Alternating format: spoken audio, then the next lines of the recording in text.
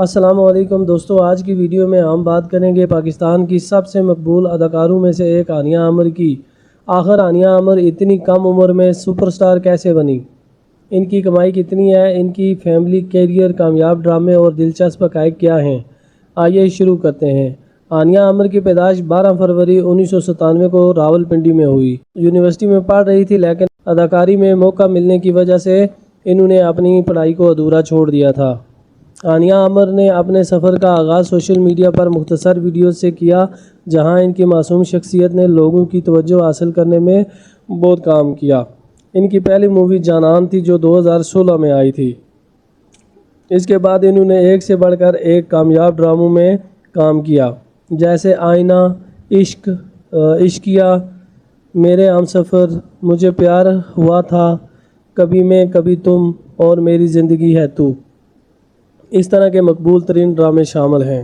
اب عانیہ عامر کی فلموں کی اگر بات کریں تو ان کی پہلی مووی جانان تھی، دوسری مووی جو تھی ان کی نامعلوم افراد 2 تھی، پھر پرواز ہے جنون اور سردار جی 3۔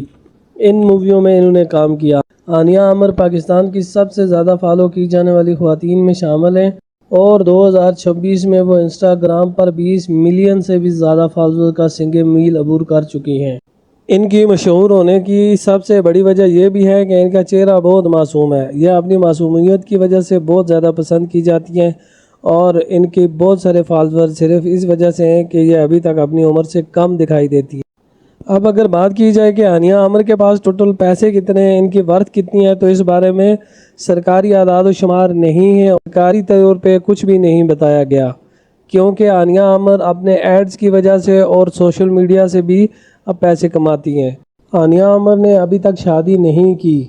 ان کی زاویہ نعمان کے ساتھ کچھ فوٹوز وائرل ہوئے تھے، وہ صرف انہوں نے فوٹو بنوائے تھے اور وہ فیک ویڈیوز لوگوں نے ویوز حاصل کرنے کے لیے بنائی تھی، لیکن ایسا کچھ بھی نہیں ہے۔ ابھی تک عانیہ عامر کی شادی نہیں ہوئی، ابھی تک وہ سنگل ہے۔